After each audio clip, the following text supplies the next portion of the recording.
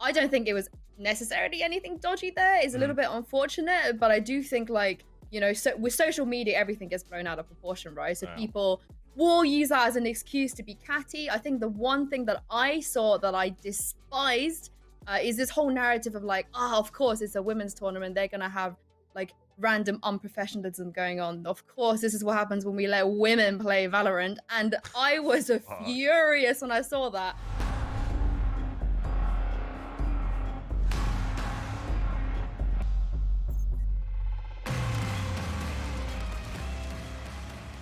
Obviously, Game Changers was recently announced, and already rubber has hit the road here. So the first week of VCT Game Changers is done. Now, it wasn't broadcasted, which is unfortunate, but I mean, you know, hopefully in the future we get to see a little bit more of that. But here is our bracket, and I think, as far as we know, with many of these teams, most of these results are pretty expected. Unlucky for TSM female had to go up against C9 White, but them's the breaks.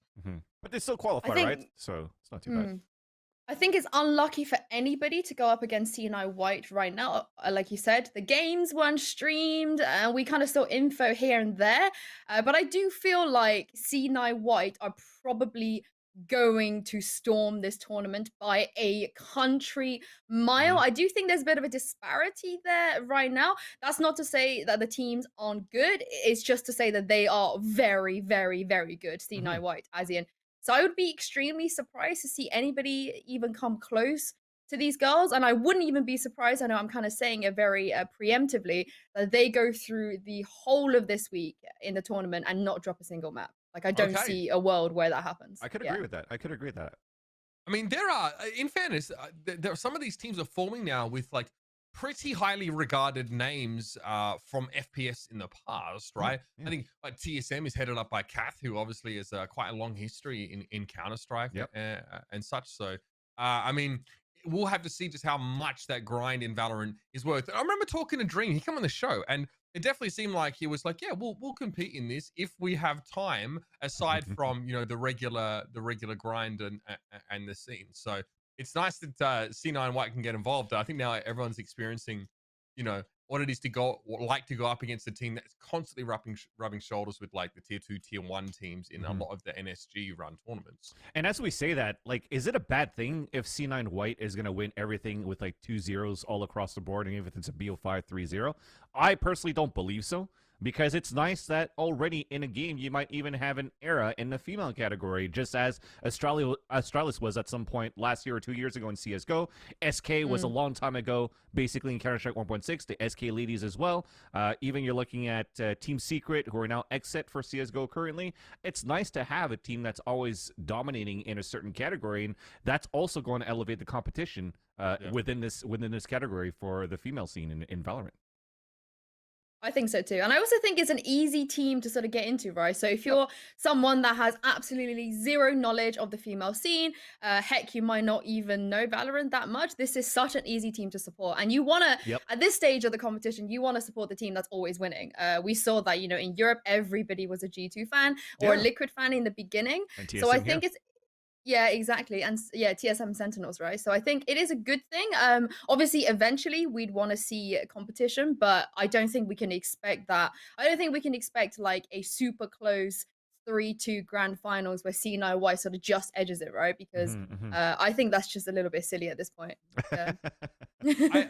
I'd like to think, I mean, look, so these are the teams that they qualify. So Dintas C9, CLG Red, obviously recently announced with some well-known names there. MR, TSM, obviously, Genji is associated or has picked up. I'm not 100% sure about that, but I mean, it's quite insane actually. I'm very pleased, just from my perspective, to see how much that scene has exploded with the announcement of Game Changers. And if anything, that really does seem like a nod, you know, to the people that decided to actually finally put something like this in place already. I think it's starting to return dividends, and there's a ton of interest. So. All right, this is more Valorant to watch now. I have to add this to the calendar as well. Next weekend. Obviously, yeah, the main event, 25th. So what's that, in 3 days? God, 2 days. 2 days, yeah, 2 days. Yeah. That's, and now, I know that there were people streaming their own POV in the lead up. So obviously in the qualifiers, there were people streaming. I think there will be And we know there are plans for a broadcast in the future. Well, we don't have all the details about that. So, however, if you're wanting to follow these these teams and players, yeah, definitely recommend follow the individuals, and quite often you'll be able to see them sort of tweet out they're streaming. One of the best parts of like watching a lot of the NSG stuff was like watching the kind of these guys stream, or like maybe the FaZe guys were able to stream, I think JBL at some point. So that's always really insightful, and in addition to like the companion streaming stuff, there was a little bit of drama. Obviously there was one kind of drama which we'll talk about later on, but one of these teams was actually qualified, I think, for talking to their assistant coach at some point during the series. Do you guys know any more about that? If I remember correctly, it was basically they were talking with their assistant coach about pistol round in a position where they didn't call a timeout for it. So of course, within the rules of Riot, you cannot have any type of communication with your team outside of those of that period of time. So because it was basically caught, they unfortunately had to be disqualified, which maybe the players weren't aware of. Okay, but I think if you're a coach for a team, you should be aware of all of these rules too, where I believe that the ban or the disqualification is justified, unfortunately. I feel like it's an honest mistake. It's still a lot of like amateurness, I guess, whatever the word it is, going on. Obviously, I mean, all of their povs are kind of recorded. I don't know how he worked in this tournament specifically, but normally the tournament organizers will have access, to your comms, to your POV, so they're gonna see if anything dodgy is going on. I don't think it was necessarily anything dodgy there. It's a little bit unfortunate, but I do think like, so with social media, everything gets blown out of proportion, right? So people will use that as an excuse to be catty. I think the one thing that I saw that I despised is this whole narrative of like, of course, it's a women's tournament. They're going to have like random unprofessionalism going on. Of course, this is what happens when we let women play Valorant. And I was furious when I saw that, because it's irrelevant. It's irrelevant to them getting disqualified. And I think if anybody is approaching this subject being like, oh, they got disqualified because they're women, not, they got disqualified because they didn't understand the rules or they made a mistake, then yeah, those people can go away. Of course. That's the thing that pissed me off. Yeah. Are we pretending we don't see this some atrocious fucking behavior from the men's team as well? I mean, Christ on a bicycle. Like, you saw what we saw in EU, for example, from like a lot of the, you know who you are, you fucking players. And in NA as well. Like, there have been times where the trash talk just tends to get a little bit too far. What? We're gonna have to work on this, fam. We're gonna have to converge back here every single week and just fucking repeat the same basic principles to people until they get it right. Saw a question in chat. So actually interesting.